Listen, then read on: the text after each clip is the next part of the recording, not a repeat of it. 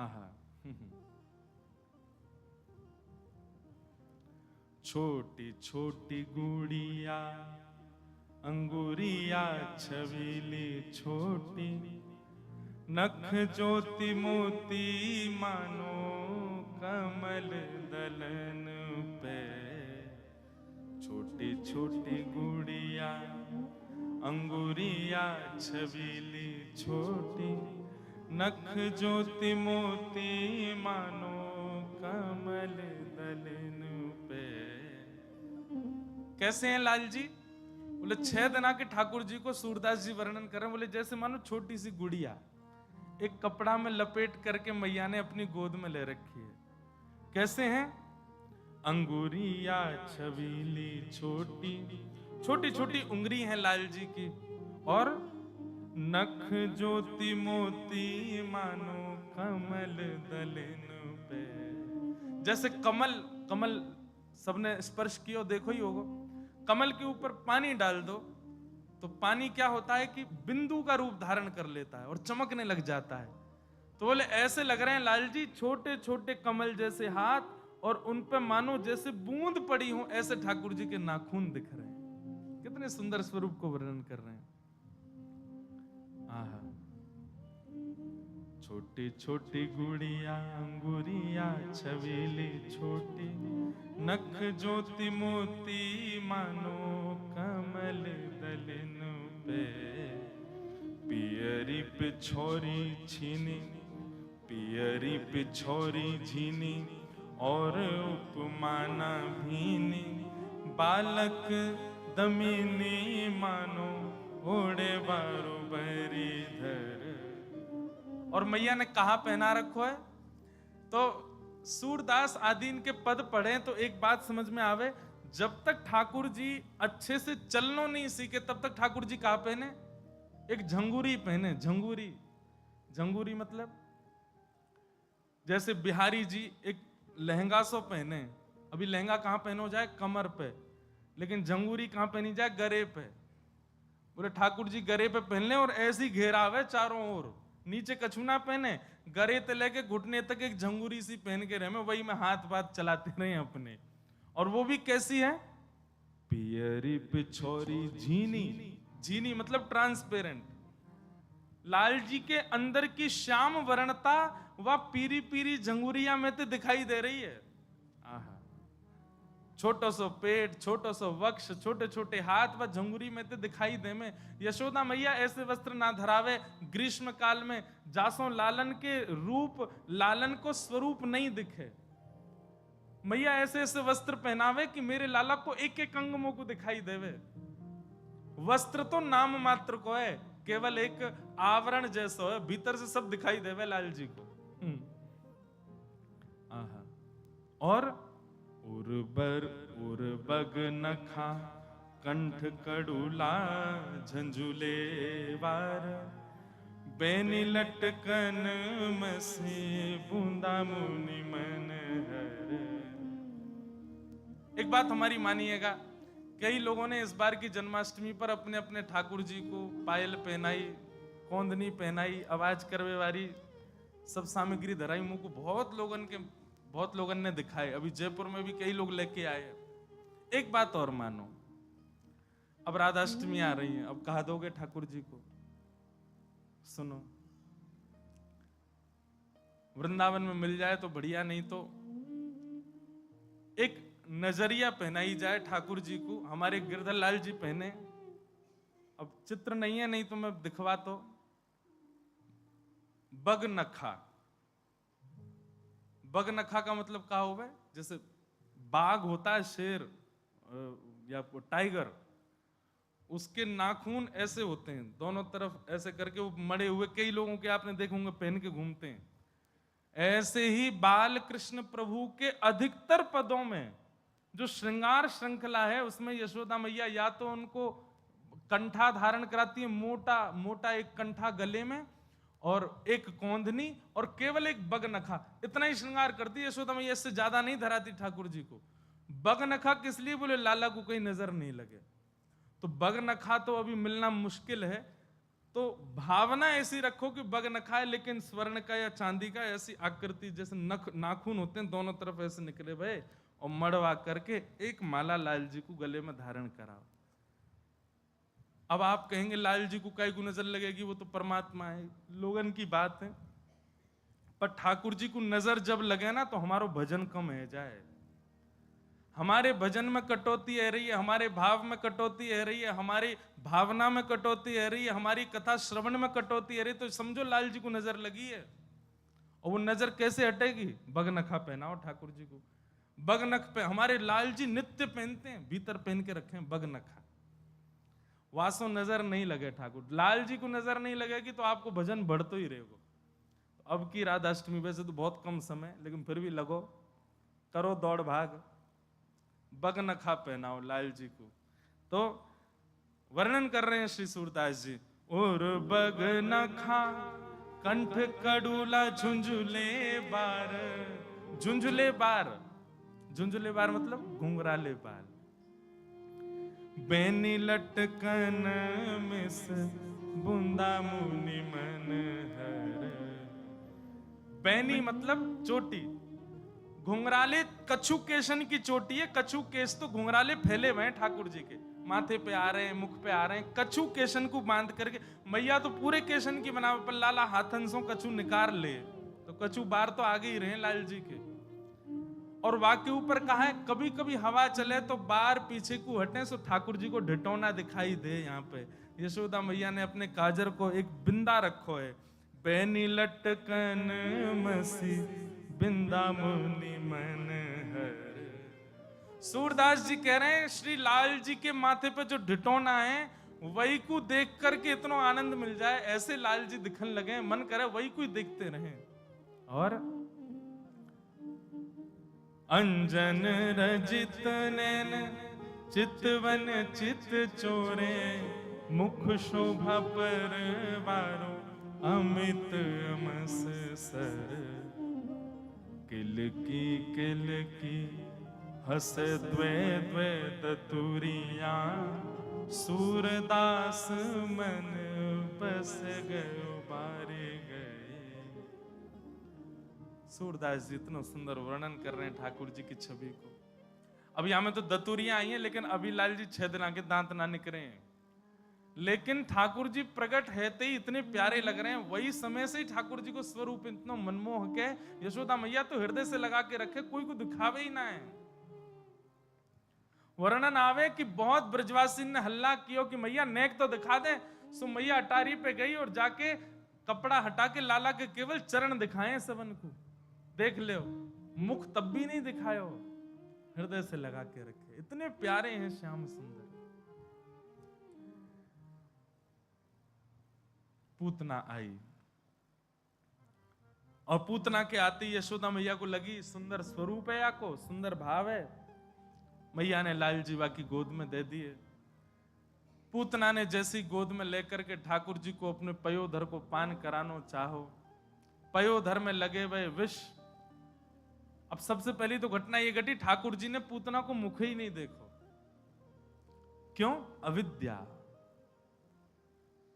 जो जानते हुए भी गलत करते हैं, जो जानते हुए भी अविद्या का पालन करते हैं, जो पता, कई लोग ऐसे कथा खूब सुनते हैं लेकिन कुछ नहीं करते अपने जीवन में, पालन ही नहीं करते उसका।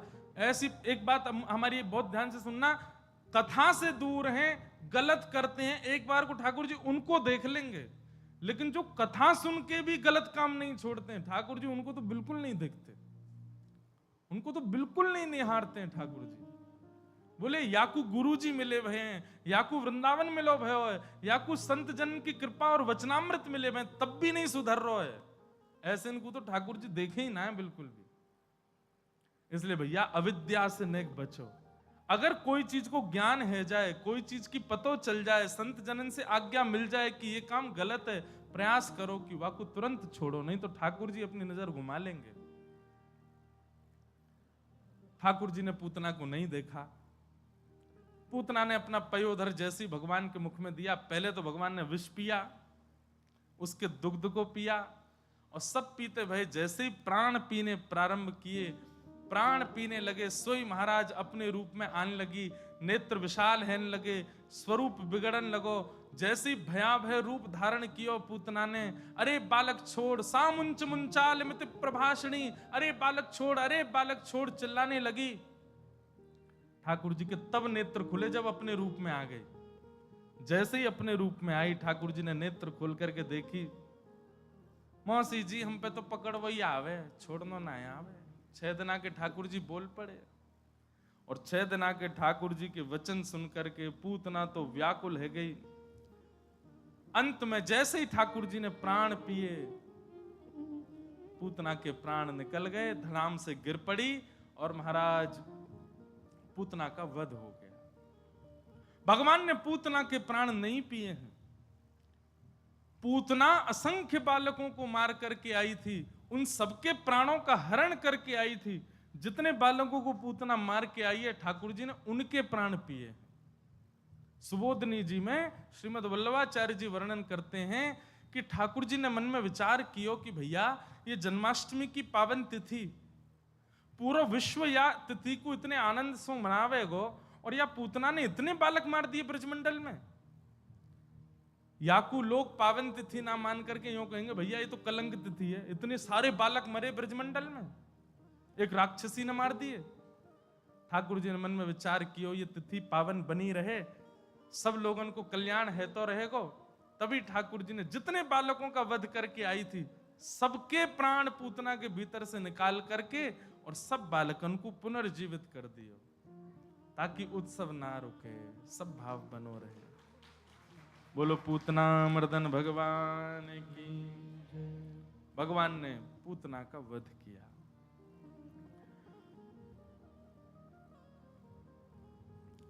ठाकुर जी को ले जा करके गौशाला में सब मैयान ने सुंदर झाड़ो लगायो, गौमूत्र से स्नान करायो, गौरज भगवान के श्री अंग में लगाई, और इस प्रकार ठाकुर जी ने पूतना का वध किया। अब ठाकुर जी धीरे धीरे 3 महीना के है गए, और पूरे ब्रजमंडल में महाराज भगवान को करवट उत्सव मना गयो। पहली बार ठाकुर जी ने करवट लई है, और वह करवट को कैसे सुंदर उत्सव ब्रजमंडल में मन रहे हो है। करवट लई प्रथम नंद नंदन, करवट लई प्रथम। ये पद सुनकर के मन में भावना बनाना, चिंतन करना, कैसे लग रहे हैं बताओ। दुनिया में दुनिया भर के उत्सव मने, पर हमारो वृंदावन अनोखो है। ठाकुर जी के करवट को उत्सव मनाया जा रहा है। जैसे ही लाल जी ने करवट ली, पूरे वृंदावन में ढिंडोरा भजन लगो। महाराज जय हो, बधाई हो, बधाई हो। काय बात की बधाई? बोले आज नंद के लाला ने करवट ली है। सब ब्रजवासी को इतना सुख लग रहा हो, अब लाला धीरे धीरे बड़ो होएगो, बड़ो है, अभी करवट ले रहो, फिर बैठनो सीखेगो, चलनो, फिर निकर के बाहर आवेगो, और बाहर आके हम सबन के संग में आनंद करेगो। सबन को प्रतीक्षा है रही है। या हमारे प्रथम ठाकुर जी की ये हिलवे डुलवे की लीला सो पूरे ब्रजमंडल में उत्सव छा गयो है। करवट लई प्रथम नंद नंदन, करवट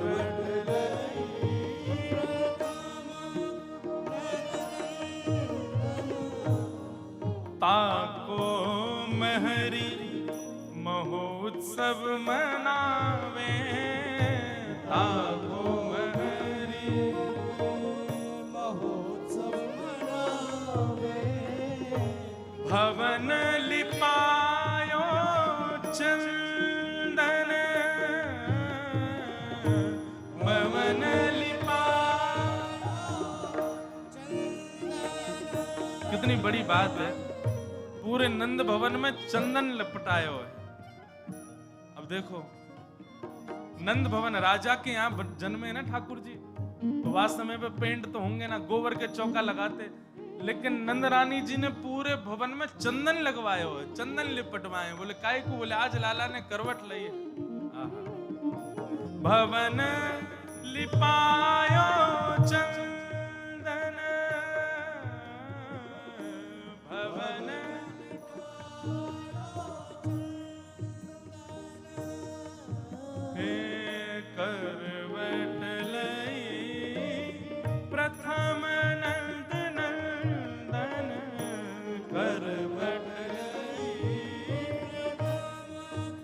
बोल नंद के लाला की जय हो।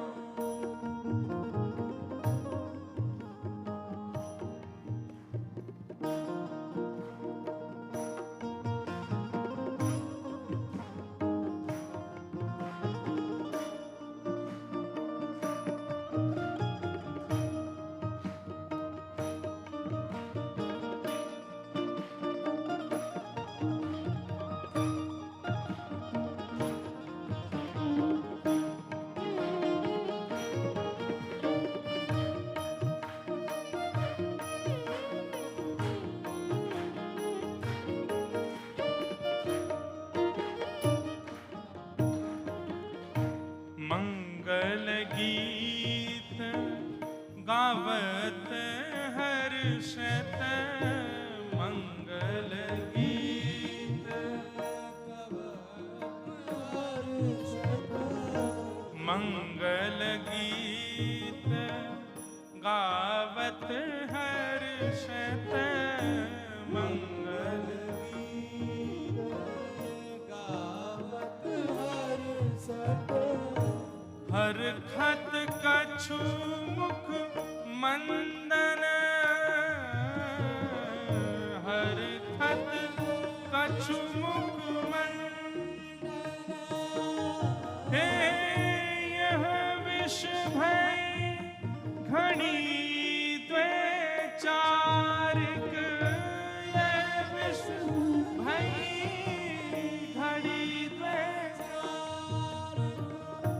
तब कुंवर उठ जागे नंदन, तब कुंवर उठ जागे नंदन। भावना ऐसी है कि ठाकुर जी रात में सोए तो एक चट्ट, पर सवेरे जब यशोदा मैया ने देखे हैं तो लाल जी करवट में मिले हैं, तो लाल जी ने करवट लइए, ये मैया को अनुभव है कि और रात में लाला ने करवट लइए, तब पूरे ब्रजमंडल को आनंदित कर दियो। मंगल बाजे बजन लगे, सब जय जयकार करन लगे, बधाई हो गान लगे। वहां स्वर को सुनकर के ठाकुर जी जग गए, अब जगे हैं लाल जी।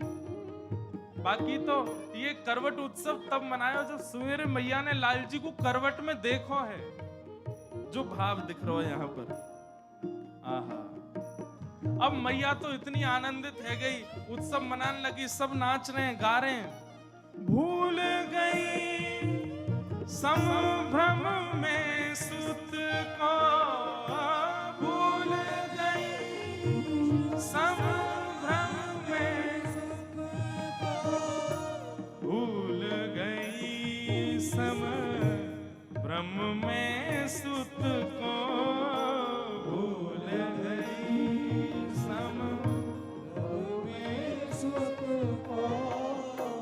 सुत को कछु एक रोमन लागे नंदन, कछु एक रोमन लागे नंदन। करवट लई प्रथम नंद नंदन, करवट लई प्रथम नंद करवट लई प्रथम नंद नंदन, करवट लई प्रथम। ठाकुर जी ने आज प्रथम बार करवट लई है। ताको मेहरी महोत्सव मनावत, भवन लिपायो चंदन। बोली सकल घोष की नारी, तिनको कियो बंदन। मंगल गीत गावत हरखत, हसत कछु मुख मंदन। यह विष भई घड़ी द्वैचारिक, तब कुंवर उठ जागे। भूल गई संभ्रम में सुत को, कछु एक रोमन लागे। मैया ने सुबह उठते ही जैसी देखी लाला करवट में, महाराज बाहर हल्ला मचा दियो, सब नाचन लगे, गान लगे, करवट उत्सव मनन लगो।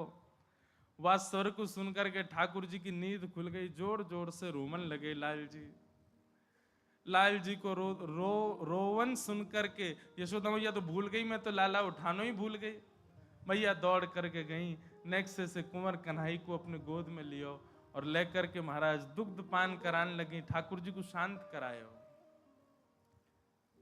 सब ब्रजमंडल में नाच रहे हैं, गा रहे हैं, उत्सव मना रहे हैं। सब गोपी नेक नेक ठाकुर जी के समीप आई, कोई हाथ पकड़े, कोई चरण पकड़े, कोई गाल पकड़े, कोई केशन में हाथ घुमावे। अभी उठे लाल जी और चिढ़ गए, जोर जोर से रोने लगे। सब छेड़ रहे हैं लाल जी को। मैया ने की हटो सबरी, दूर हटो, काय को छेड़ो लाला। और मैया अपने वक्ष से लगा करके ठाकुर जी को पीछे नंद भवन के पीछे खूब सारे दूध घी दही आदि के मटका धरे हुए बैलगाड़ी में, और वही एक बैलगाड़ी के नीचे बढ़िया कपड़ा की झूला बना करके लाल जी सुवाई दिए। नेक देर झुलाती भई यशोदा मैया वहां से भीतर